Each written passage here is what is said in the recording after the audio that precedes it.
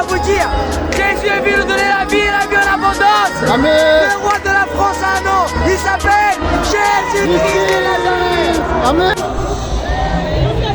Je suis avec le frère. Comment tu t'appelles? Quentin. Quentin. Il est tombé sur ma chaîne, je vous dis la vérité. Il a reconnu le père Christian Delabre, le vicaire général de Aix.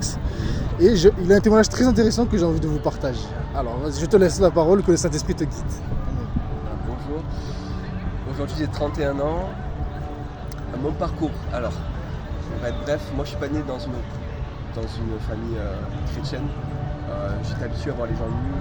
C'était une famille où, dans l'échangiste, mes parents me laissaient visiteur, j'avais des phobies du noir. J'ai très vite vu des démons, donc le monde spirituel était vite ouvert dans ma vie. Et ce qui s'est passé, c'est que je suis venu au catholicisme avec ma mère, très jeune, donc c'était à Martigues. Et donc j'ai fait ma communion, j'ai fait tout ça. J'étais baptisé en immersion, donc je peux le Fils du Saint-Esprit. Et après de 9 à 22 ans, j'ai fait une grande recherche sur ma vie parce que je n'arrivais pas à trouver ma place dans ce monde. Je cherchais un sens à ma vie. Et donc je suis allé dans le bouddhisme même, je suis allé dans le développement personnel. J'ai trouvé aussi un moyen de m'exprimer à travers la musique parce que je n'arrivais pas à m'exprimer oralement. J'étais quelqu'un de très hypersensible et pas social du tout comme je le suis aujourd'hui. J'étais quelqu'un de dépressif, aussi nerveux. J'ai même eu un problème au cerveau, j'ai été diagnostiqué avec j'ai fait une neuropédagogie. En fait, j'ai cherché à comprendre comment l'être humain fonctionne. Et un jour, je suis revenu dans le catholicisme, c'était à 18 ans, et il y avait un flyer. Dans ce flyer que je le distribue aussi, il y avait 3 questions. D'où on vient, où on est, où on va. Et ça m'avait interpellé ces questions, je voulais avoir des réponses. Et je sais qu'il n'y avait que Dieu qui pouvait me donner ces réponses. Et donc, ce que j'ai fait, c'est que je suis revenu dans le catholicisme, mais je commençais pas à lire trop la Bible. Mais je suis devenu catéchiste. Et puis, à un moment donné, je suis parti au JMJ, Journée mondiale de la jeunesse, pour ceux qui connaissent. Et c'était à Cracovie. Et je suis rentré dans une grande bâtisse. Et là-bas, j'ai prié. Alors, je savais que Jésus est mort pour mes péchés, mais je ne comprenais pas pourquoi je péchais encore, pourquoi je tournais. Et j'en avais marre, en fait. Parce que je me confessais, j'arrivais pas, je luttais avec tout ce qui est de la sexualité, masturbation, je peux en dire ça, mais même des changements, ouais, je luttais en fait, j'étais esclave. Et j'en avais marre, et il y avait plein d'autres choses. J'étais grossier, pas bien dans ma tête, dépressif aussi.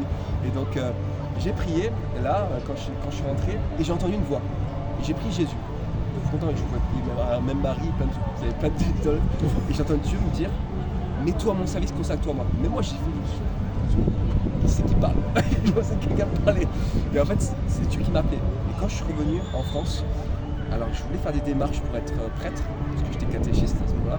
Moi, c'est la suite logique. Mais ce qui s'est passé, c'est que je ne me voyais pas, en fait, je ne me projetais pas 7 ans de séminaire, moi qui étais en plus dans la sexualité un peu.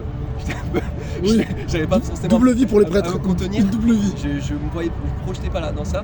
Et puis, j'étais pas forcément attiré. Donc, j'étais passé par le charismatique à un moment donné, Ouais. où il y avait plus de joie, où c'était un mélange d'œcuménisme avec les catholiques, les protestants. Et ça m'avait attiré parce que je voyais de la joie et tout. Oui. Et j'étais entre deux, prêtre, pasteur, je savais pas trop. Et donc, qu'est-ce qui s'est passé? C'est que. Qu'est-ce qui s'est passé? J'ai commencé à lire la Bible. Et j'ai dévoré la Bible. Bible Jérusalem, dévoré. J'ai presque tout lu. Et plus je lisais, et plus je me rendais compte que le catholicisme, en fait, c'était. Jésus ne parle pas de ça. En fait. Et je me suis rendu compte qu'il y a une parole qui m'a impacté dans la Bible, c'était ils annulent la parole de Dieu par la tradition. Et je voyais ça, en fait, comme chez les Juifs à l'époque. Là, en fait, on priorisait les traditions. Il n'y a plus la parole de Dieu. Il n'y a plus ce qu'on vivait avant Jésus, au temps de Jésus. C'est vrai que. Plus ça. C'est vrai que chez les catholiques, il y a la parole et l'église, et la tradition de l'église. Et donc là, ça t'a bloqué. Je m'en suis rendu compte, j'étais dans une croyance, mais pas la foi. Parce que la foi, dans Romains 10, verset 19, il était écrit, la foi vient de ce qu'on entend de la parole de Dieu. Et je n'étais pas dans la foi, j'étais dans la croyance.